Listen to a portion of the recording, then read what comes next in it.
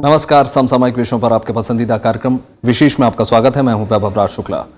साम्राज्यवाद की लड़ाई में कई बार इस धरती पर खून की होली खेली जा चुकी है, जिसमें लाखों लोग अपनी जान दे चुके हैं। 1914 में एशिया, अफ्रीका और यूरोप के बीच समुद्र, धरती और आकाश में एक ऐसा ही महायुद्ध हुआ जिसमें करीब 1 करोड़ लोगों की जान चली गई और लाखों लोग घायल हो गए। इस युद्ध को हम सभी प्रथम विश्व युद्ध के नाम से जानते हैं। इस युद्ध ने दुनिया का नक्शा और इतिहास बदल कर रख दिया। 4 साल से ज्यादा वक्त तक चले इस युद्ध का अंत नवंबर 1918 को हुआ। इसके बाद युद्ध में जीती ताकतों ने अपने फायदे और युद्ध में हुए नुकसान की भरपाई के लिए हारे हुए देशों, खासकर जर्मनी के खिलाफ एक संधि की, जिसे वर्साई की संधि के नाम से जाना जाता है। इस संधि के तहत जर्मनी पर आर्थिक, सामाजिक, सैनिक और सामरिक तमाम तरह के प्रतिबंध लगाए गए। एक तरह से उसे पंगु बनाने की कोशिश की गई। आज वर्साई संधि के 100 साल पूरे हो रहे हैं। आज विशेष में हम बात करेंगे वर्साई की संधि की, जानेंगे संधि की से जुड़ी हुई शर्तों के बारे में। इसके साथ ही बात करेंगे प्रथम विश्व युद्ध से जुड़े तमाम घटनाक्रमों के बारे में। तो आइए शुरू करते हैं आज का विशेष। 4 साल 3 महीने और 11 दिनों तक चले प्रथम विश्व युद्ध में करीब 30 देशों के 6 करोड़ 50 लाख सैनिकों ने भाग लिया और दुनिया के अधिकांश स्त्री पुरुष किसी न किसी रूप में इसमें शामिल थे या प्रभावित थे।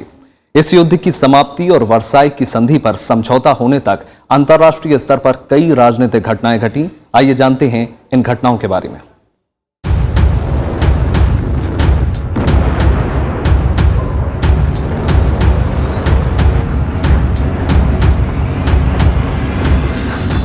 अट्ठाईस जून 1914 को ऑस्ट्रेलिया के आर्क ड्यूक फ्रांज फर्डिनेंड की हत्या से ऑस्ट्रिया और सर्बिया के बीच शुरू हुआ युद्ध धीरे धीरे विश्व युद्ध में बदल गया। ये युद्ध 4 साल 3 महीना और 11 दिन तक चला और आखिरकार 11 नवंबर 1918 को जर्मनी और मित्र राष्ट्रों के बीच युद्ध विराम संधि पर हस्ताक्षर हुए और उसके बाद युद्ध समाप्त हुआ। इस युद्ध विराम संधि के बाद विजेता देशों ने पराजित देशों के साथ स्थायी समझौता करने के लिए साल 1919 में पेरिस में शांति सम्मेलन का आयोजन किया। इस सम्मेलन की मुख्य शर्तों में राष्ट्रीयता के सिद्धांत के आधार पर राज्यों की सीमा निर्धारण करने, विजयी देशों को क्षतिपूर्ति दिलाने और स्थायी शांति स्थापित करने के उपायों पर विचार करना शामिल था। प्रथम विश्व युद्ध जब खत्म होता है तो दुनिया का एक तरह से रिकॉन्फ़िगरेशन पॉलिटिकली हो जाता है और 6 जो बड़े देश हैं, ये 3 बड़ी बड़ी विचारधाराओं में बट के आते हैं। इसको कहा जाता है ट्रिपल आइडियोलॉजिकल डिवीजन। एक तो लिबरल डेमोक्रेटिक वर्ल्ड है, इंग्लैंड, फ्रांस। दूसरा है सोशलिस्ट वर्ल्ड, जिसका की नेतृत्व जो है वो सोवियत रूस के पास है, रूस की क्रांति हो गई। और तीसरा आता है फैशिस्ट वर्ल्ड, जिसमें कि जर्मनी, जिसमें कि इटली है और जापान भी उनका समर्थन करता है। पेरिस शांति सम्मेलन में भाग लेने के लिए 32 देशों को बुलाया गया था। इसमें रूस और पराजित राष्ट्र यानी कि जर्मनी, ऑस्ट्रिया, तुर्की, बुल्गारिया को आमंत्रित नहीं किया गया था। अलग अलग देशों के 70 प्रतिनिधि इसमें शामिल हुए। अमेरिका के राष्ट्रपति के वुड्रो विल्सन के अलावा 11 देशों के प्रधानमंत्री, 12 विदेश मंत्री और कई राज्यों के राजनीतिज्ञ इसमें शामिल हुए। इसके अलावा बड़ी संख्या में आम लोग, सैनिक, राजनेता और मजदूर नेता भी पेरिस पहुंचे थे। 18 जनवरी 1919 को सम्मेलन का पहला पूर्ण अधिवेशन का उद्घाटन किया गया। दरअसल पेरिस शांति सम्मेलन में पहुंचे राष्ट्राध्यक्षों ने अपनी अपनी राय रखी, जिसमें अमेरिकी राष्ट्रपति वुड्रो विल्सन का 14 सूत्री सिद्धांत काफी महत्वपूर्ण था। विल्सन ने विश्व में शांति स्थापित करने के लिए राष्ट्र संघ की स्थापना की बात कही और उसके बाद ही राष्ट्र संघ यानी लीग ऑफ नेशंस अस्तित्व में आया। पेरिस के शांति सम्मेलन में 5 पराजित देश थे और उनके साथ 5 अलग अलग संधियां की गई। ये सभी संधियां पेरिस की शांति संधियां कहलाई। इनमें जर्मनी के साथ वर्साई की संधि, ऑस्ट्रिया के साथ सेंट जर्मनी की संधि, बुल्गारिया के साथ न्यूइनी की संधि, हंगरी के साथ ट्रियानो की संधि और तुर्की के साथ सेवरे की संधि की गई। दरअसल पेरिस के शांति सम्मेलन में अलग अलग संधियों के जरिए शांति स्थापित करने का प्रयास किया गया। पेरिस शांति सम्मेलन के दौरान मित्र राष्ट्रों ने उन बाधाओं और समस्याओं का हल ढूंढने का प्रयास किया जिससे दोबारा युद्ध जैसी विभीषिका ना झेलनी पड़े। इस सम्मेलन में कई महत्वपूर्ण बातों पर चर्चा हुई। ऐसी व्यवस्था करना जिससे भविष्य में युद्ध की संभावना ना हो। इसके साथ ही विश्व में शांति बनाए रखने के लिए एक अंतर्राष्ट्रीय संगठन की स्थापना की गई। इसके साथ ही फ्रांस की सुरक्षा का सवाल भी शांति परिषद के सामने प्रमुख मुद्दा था। अपनी रक्षा के लिए फ्रांस चाहता था कि राइन नदी के पश्चिम के प्रदेश को जर्मनी से लगकर ऐसे राज्य के रूप में बदल दिया जाए जो राजनीतिक रूप से फ्रांस के प्रभाव में रहे। युद्ध खत्म हो गया, युद्ध में जर्मनी की हार हो गई, तो अब हार होने के बाद में क्या किया जाए? कुछ प्रादेशिक परिवर्तन किए जाएं अपने स्वार्थों को बचाने के लिए, भविष्य में अपने व्यापार को बचाने के लिए क्या किया जा सके। और फ्रांस का ये था कि हमें एक सुरक्षा मिले कि हमारे ऊपर दोबारा हमला ना हो सके जर्मनी की तरफ से। और फिर एक साथ में कहीं ये भी थी कि साहब कोई ऐसा प्रावधान किया जाए कि समस्याओं का सुलझाव कल को शांति से हो सके, युद्ध ना होना पड़े, और उसके लिए वो लीग ऑफ नेशंस जो है वो बनाई गई उस समय। इन मुद्दों के अलावा अनेक ऐसे मुद्दे थे जिनका पेरिस के शांति सम्मेलन में हल ढूंढने की कोशिश की गई। प्रथम विश्व युद्ध के दौरान जर्मनी ने कई राष्ट्रों के इलाकों को जीतकर उन पर कब्जा जमा लिया। पेरिस सम्मेलन के दौरान वे राष्ट्र जर्मनी से अपने जीते इलाकों को वापस चाहते थे। उनकी कोशिश थी कि उनकी राष्ट्रता बनी रहे। इसके साथ ही युद्ध के दौरान अफ्रीका और एशिया में अनेक जर्मन उपनिवेशकों पर मित्र राष्ट्रों ने कब्जा कर लिया था। उनके साथ क्या किया जाए, पेरिस सम्मेलन में ये भी एक महत्वपूर्ण मुद्दा था। इसके अलावा पेरिस सम्मेलन में शामिल हुए देशों के सामने सबसे बड़ी चुनौती थी एक ऐसी व्यवस्था की जाए ताकि जर्मनी दोबारा से इतना प्रभावशाली ना हो कि यूरोप की शांति को खत्म कर दे। इसके लिए वे जर्मनी की सामरिक और सैन्य शक्ति को कम करना चाहते थे। इसके साथ ही मित्र राष्ट्र युद्ध की क्षतिपूर्ति भी जर्मनी से कराना चाहते थे। इन सभी मुद्दों को ध्यान में रखते हुए वर्साई की संधि को अंजाम दिया गया। करीब 4 महीने तक चले लंबे चर्चे के बाद आखिरकार 6 मई 1919 को संधि का अंतिम मसौदा तैयार हुआ और 7 मई 1919 को इसे जर्मनी के प्रतिनिधियों को सौंप दिया गया। Bureau report, Rajya Sabha TV. Versailles की संधि ने जर्मनी की अर्थव्यवस्था को पूरी तरह बर्बाद कर दिया। राजनीतिक और कूटनीतिक तौर पर पूरी दुनिया के सामने उसकी बेइज्जती हुई और यही वजह थी जिसके कारण आगे चलकर जर्मनी में नाजीवाद और उसकी क्रूरताओं को पनपने की जमीन मिल गई।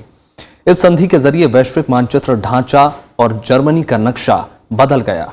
हम इस रिपोर्ट में जानेंगे कि वर्साई की संधि में क्या प्रावधान और व्यवस्था की गई थी जिसका असर जर्मनी को आने वाले कई सालों तक झेलना पड़ा।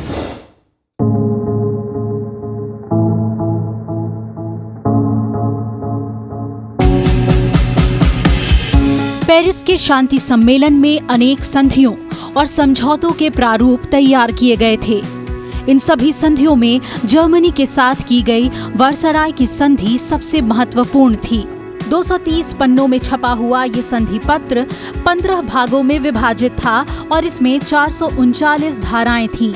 मित्र राष्ट्रों ने सबसे पहले जर्मनी को प्रथम विश्व युद्ध के लिए जिम्मेदार और अपराधी बताकर उसके प्रतिनिधियों की गैर मौजूदगी में वर्साई संधि का मसौदा तैयार किया। मई 2019 में संधि का मसौदा जर्मन प्रतिनिधियों को सौंप दिया गया और उन्हें धमकी दी गई कि अगर जर्मनी इस पर हस्ताक्षर नहीं करेगा तो उसे युद्ध करना पड़ेगा।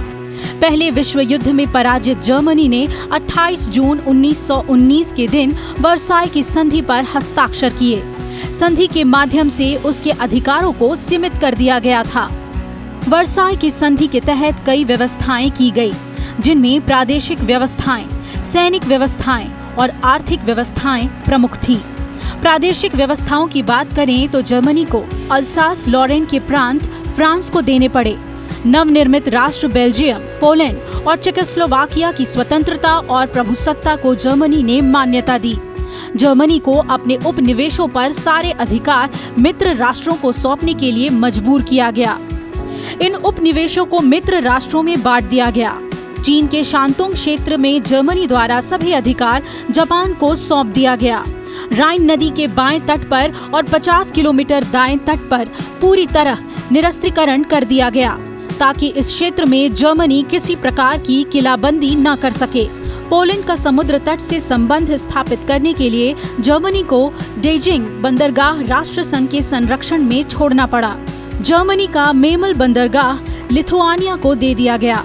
राइनलैंड प्रदेश में अगले 15 साल तक मित्र राष्ट्रों की सेनाएं रखने का फैसला किया गया। जर्मनी के सारे प्रदेश पर राजनीतिक सत्ता को जर्मनी की ही मानी गई, लेकिन उसकी शासन व्यवस्था राष्ट्र संघ के एक आयोग को सौंपी गई। सार घाटी दोहन के लिए फ्रांस को दे दी गई। उत्तरी श्लेस्विंग डेनमार्क को दे दिया गया। जर्मनी से बेल्जियम को मालमेरी, यूपेन और मार्सनेट मिले। जर्मनी ने पहले रूस से एक बड़ा भाग छीनकर अपने राज्य में मिला लिया था, लेकिन वर्साई की संधि से इस बड़े हिस्से पर लात्विया, एस्टोनिया और लिथुआनिया की स्थापना की गई। जर्मनी के ऊपर जर्मनी के खिलाफ वर्साई की संधि ला दी गई थी। जर्मनी इकोनॉमिकली डेवलप नहीं कर सकता था, उसकी अपनी कोई इंडिपेंडेंट फॉरेन पॉलिसी नहीं थी, उसकी अपनी सॉवरेंटी, संप्रभुता है, वो भी काफ़ी कॉम्प्रोमाइज हो गई थी, काफ़ी कमज़ोर हो गई थी। वस्तुतः एक सॉवरेन सम्मानजनक देश की तरह लगता नहीं था कि जर्मनी का डेवलपमेंट हो पाएगा अगर वो कंडीशंस को माना गया। सैनिक व्यवस्था के तहत जर्मनी में अनिवार्य सैनिक सेवा समाप्त कर दी गई। ये व्यवस्था की गई कि 12 साल तक जर्मनी की थल सेना 1 लाख से अधिक नहीं होगी। जर्मनी की ओर से युद्ध सामग्री के निर्माण और आयात पर प्रतिबंध लगा दिया गया। जर्मन नौसेना ने 15,000 अधिकतम सैनिक रखना निश्चित किया। कील नहर को अंतर्राष्ट्रीय घोषित किया गया। जर्मन वायुसेना को भंग कर दिया गया। राइन क्षेत्र का असैन्यकरण कर दिया गया। जर्मनी को खाली युद्ध के लिए जर्मनी को जिम्मेवार ठहराया गया और ये कहा गया कि क्योंकि जर्मनी युद्ध के लिए जिम्मेवार है तो इसलिए सब देशों को जर्मनी को हर्जाना भरना पड़ेगा। तो अरबों रुपए तो फ्रांस ने क्लेम किए, इंग्लैंड ने क्लेम किए, अमेरिका ने क्लेम किए। तो बेसिक तौर से जर्मनी को आर्थिक तौर से बिल्कुल जर्मनी को जो है खत्म करने का एक वो पूरा का पूरा प्रावधान किया गया इसके अंदर लेकर के। आर्थिक व्यवस्था के तहत पहले विश्व युद्ध का उत्तरदायित्व जर्मनी पर थोपा गया। जर्मनी पर क्षतिपूर्ति के लिए $5 अरब मित्र राष्ट्रों को देने का बोझ डाला गया। उपनिवेशों में लगी जर्मनी की सारी पूंजी जब्त कर ली गई। जर्मनी को एक निश्चित मात्रा में फ्रांस, इटली और बेल्जियम को कोयले की आपूर्ति करने को कहा गया। जर्मनी के 1600 या इससे अधिक टन भार क्षमता वाले सभी व्यापारिक जहाज मित्र राष्ट्रों को सौंपे गए। उन्होंने जर्मनी को इतना नीचे दबा दिया कि जर्मनी के अंदर जो उसके बाद हालात हुए, जो आर्थिक स्थिति आई, जो मंदी आई, सारे उसके ऊपर जो रिएक्शन होना शुरू हुआ, तो उसमें वहां फिर जो नेतृत्व आता है कि वहां के उस स्थिति से बाहर निकालने के लिए, तो उसमें वो हिटलर निकल करके आता है एक प्रजातांत्रिक तरीके से। इसके अलावा जर्मनी के सम्राट विलियम द्वितीय को युद्ध के लिए दोषी ठहराया गया और उस पर मुकदमा चलाने का फैसला किया गया। हालांकि ऐसा हो नहीं पाया। जर्मनी की प्रमुख नदियों को अंतर्राष्ट्रीय घोषित कर दिया गया। वर्साई की संधि के जरिए जर्मनी को राजनीतिक, आर्थिक और सैन्य दृष्टि से पंगु राष्ट्र बना दिया गया। इस संधि से जर्मनी के कुल क्षेत्रफल का 8वां हिस्सा कम हो गया और 70 लाख जनसंख्या भी कम हो गई। उसके सारे उपनिवेश, 15% कृषि भूमि, 15% मवेशी और 10% कारखाने छीन लिए गए।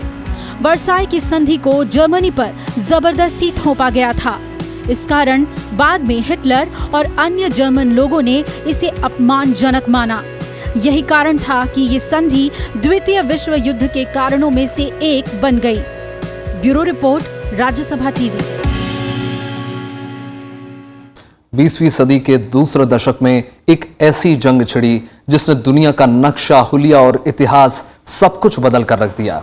प्रथम विश्व युद्ध 28 जुलाई 1914 से 11 नवंबर 1918 के बीच लड़ा गया। आइए नजर डालते हैं इस युद्ध से जुड़े कुछ प्रमुख घटनाक्रमों पर।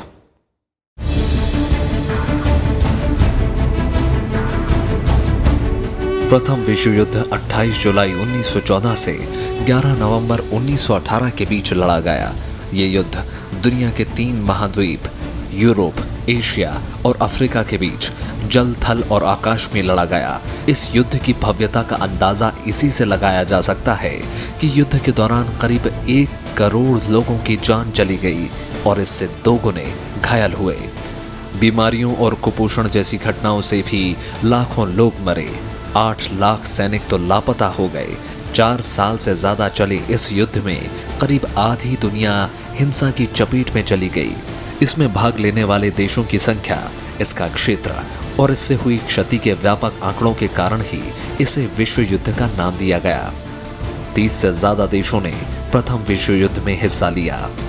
देशों के बीच में बहुत ज़्यादा एक दूसरे के प्रति डिस्ट्रस्ट था, और तीसरा ये कि एक नया 20वीं सदी में एक ग्लोबल डोमिनेशन का एक नया एजेंडा निकल के आता है। तो इन तीनों के परिणाम स्वरूप जो है एक नई कुछ ऐसी एक छोटी सी घटना होती है, वो फर्डिनांड का मर्डर कर दिया जाता है, और उसके बाद से एक बिल्कुल एक के बाद एक चेन इवेंट की तरह चीज़ें होती हैं। कोई देश इधर शामिल होता है, उसको उससे डर है, तो दूसरा उसका जो विरोधी है वो दूसरे खेमे में चला जाता है। तो धीरे धीरे दुनिया के और ख़ासतौर से यूरोप के बहुत बड़े हिस्से जो हैं वो इस वॉर के या इस तरफ या उस तरफ में शामिल हो जाते हैं। अब सवाल उठता है कि प्रथम विश्व युद्ध किस किस के बीच लड़ा गया था।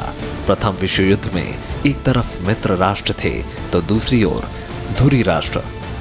मित्र राष्ट्र में रूस, फ्रांस, ब्रिटेन, अमेरिका और जापान शामिल थे। अमेरिका इस युद्ध में साल 1917 में शामिल हुआ। धुरी राष्ट्र में ऑस्ट्रिया हंगरी, जर्मनी और ऑटोमन साम्राज्य शामिल थे। 28 जून 1914 को ऑस्ट्रिया के उत्तराधिकारी और राजकुमार आर्च ड्यूक फर्डिनेंड और उनकी पत्नी की हत्या बोस्निया की राजधानी सारायेवो में कर दी गई।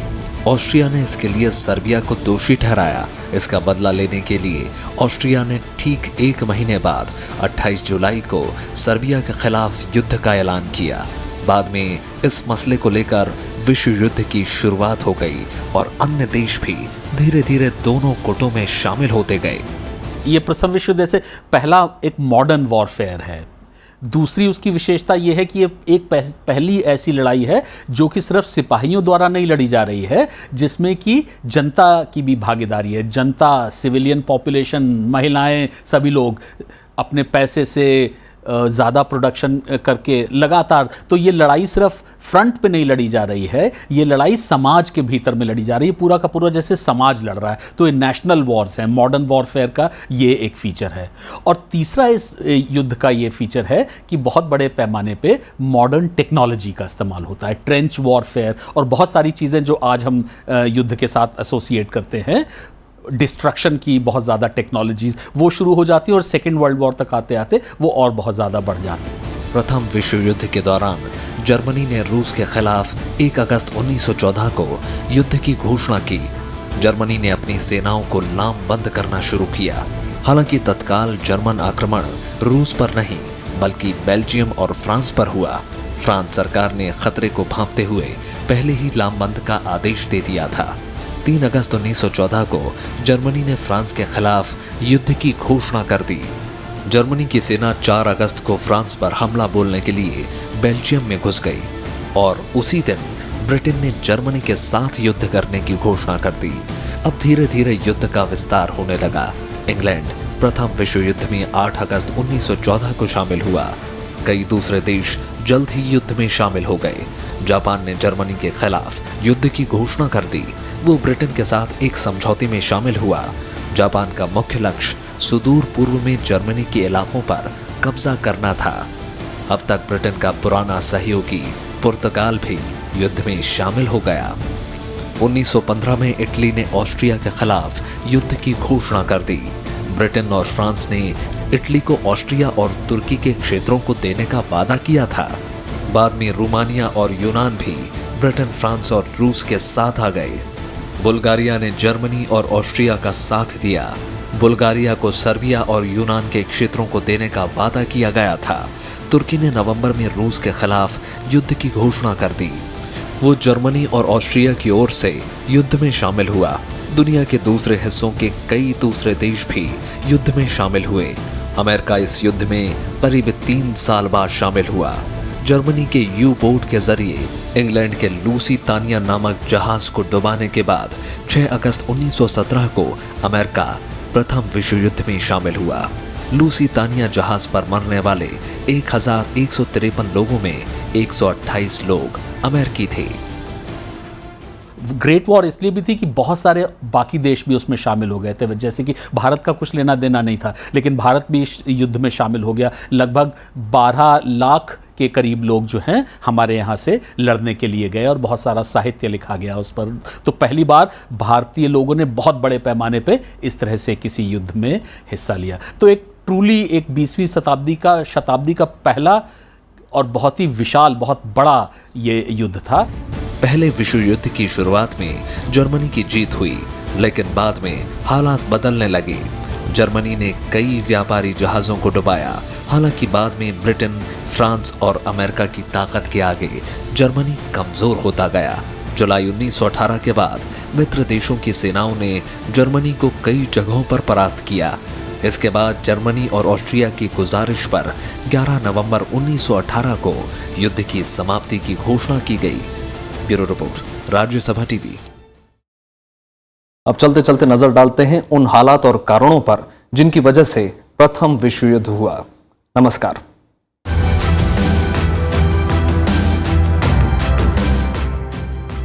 प्रथम विश्व युद्ध की औपचारिक शुरुआत बाल्कन क्षेत्र से हुई थी। आइए समझने की कोशिश करते हैं आखिर वो कौन से हालात थे जिसकी वजह से दुनिया को प्रथम विश्व युद्ध का दंश झेलना पड़ा। 20वीं सदी की शुरुआत में पूरी दुनिया में साम्राज्यवाद की नीति चरम पर पहुंच गई थी। प्रथम विश्व युद्ध के लिए साम्राज्यवाद से उपजे हालात को सबसे बड़ा कारण माना जा सकता है। यूरोप के सभी प्रमुख देश साम्राज्यवाद की इस दौड़ में शामिल हो गए थे। ब्रिटेन इसकी अगुवाई कर रहा था। दुनिया के कई देशों पर उसका आधिपत्य था। साम्राज्यवाद की ये आग एशिया और लैटिन अमेरिका के देशों तक भी फैल चुकी थी। यूरोप के जितने भी देश थे वो चाहते थे कि अफ्रीका और एशिया में उनके उपनिवेश ज्यादा से ज्यादा फैलें। प्रथम विश्व युद्ध के लिए जिम्मेदार कारणों में से एक है राष्ट्रवाद की भावना। खासकर बाल्कन देशों में उभरे राष्ट्रवाद ने प्रथम विश्व युद्ध के लिए चिंगारी का काम किया। ऑटोमन साम्राज्य और ऑस्ट्रो हंगरी साम्राज्य के प्रभुत्व में रहने वाले बाल्कन देशों ने आजादी के लिए कोशिशें शुरू कर दी थीं। स्मारक में एक संतुलन बना के जर्मनी के अंदर रखा हुआ था 1870 में जर्मनी का एकीकरण करने के बाद से। लेकिन विलियम II ने, जो जर्मनी का राजा था, उसने जो नीतियां अपनाई थी, उन नीतियों की वजह से अंग्रेज और ये लोग काफी थ्रेटेंड फील करते थे। जैसे बिस्मार्क का ये मानना था कि मैं लैंड रैट हूं। वो नेवी का एक्सपेंशन नहीं कर रहा था, नौसेना का। विलियम II ने नेवी का एक्सपेंशन किया। बिस्मार्क ने उपनिवेश नहीं बनाए थे जर्मनी के। विलियम II ने उपनिवेश बनाने शुरू किए। गुप्त संधियों को भी प्रथम विश्व युद्ध का एक बड़ा कारण माना जाता है।